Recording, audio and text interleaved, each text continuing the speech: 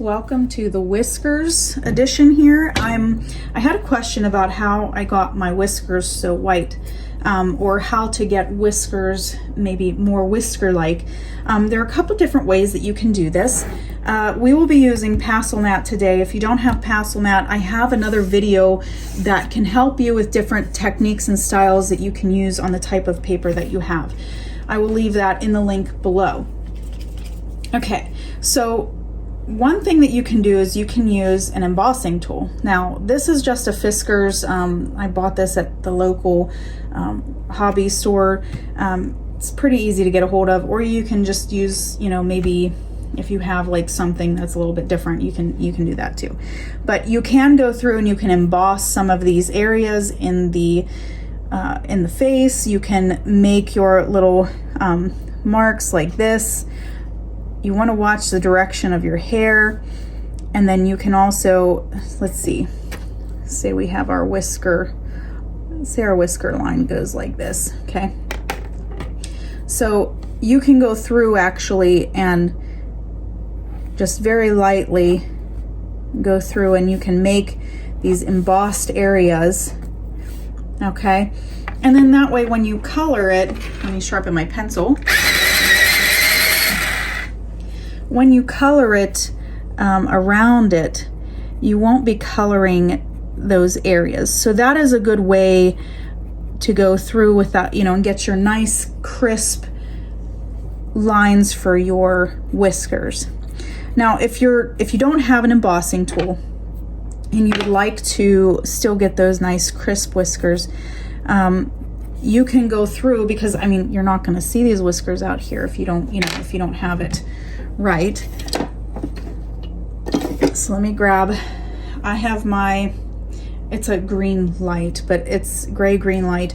I've noticed on this paper, you don't want to like jam the pencil to make whiskers. Whiskers are very fine, they're very thin. They're heavier down at the base where the root is, but then they get lighter and smaller as they go on to the end. So what I would do is, I've noticed that even if you have all this colored and you're going back through with your whiskers, just kind of keep them light. I don't go real heavy on them, and I just kind of get a little sketchy with it, but just go through and just make sure your pencil is sharp, and then just get real light. And you see, that makes it really nice. Of course, you're already going to have, if you have the Pastel Mat, it's very helpful to have it, because you can color light over dark. And this is why I like this paper. This paper just allows for that. I haven't really seen another paper that does allow for that. Not quite like the Pastel Mat here. Okay, so when you have the dark and you're going over top, see, I'm still using the same pressure. I'm just going over top of it and making it and lighter at the end. So, the paper is really helpful, but also to watch the heaviness of your hand is super helpful. So even though we're going over top of these dark areas, we don't want to make them super thick either. And then you have your little ones, down at about here. Another thing that you can use, I haven't used one in quite some time, but there are gel pens. This is an Arteza gel pen. You can get like a pack of them of like 12 or 20, something like that, for relatively cheap. And I started out using this as well. I haven't used one for a while, but if you're looking for that really bright white, and even inside of eyes and stuff, you can just draw right over top of it.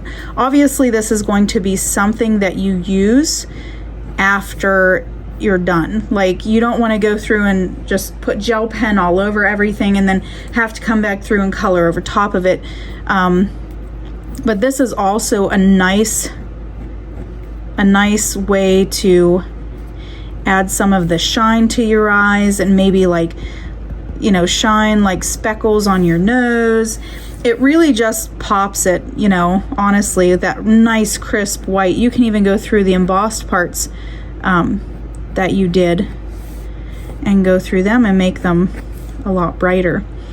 And, you know, sometimes I would go through and just brighten up my bases, but not extend it the whole way out. But you want to make sure that you have that blended nicely, because you don't want it to just be like white and then, you know, whatever color you use, like super white and then not.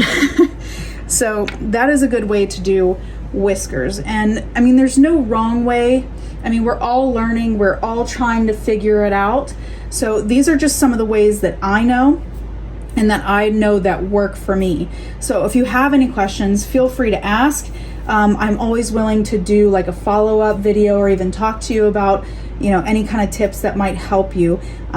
Hopefully this does help you, and I hope to see the stuff that you create. If this video has helped you, like and subscribe to my channel and hit the notification bell.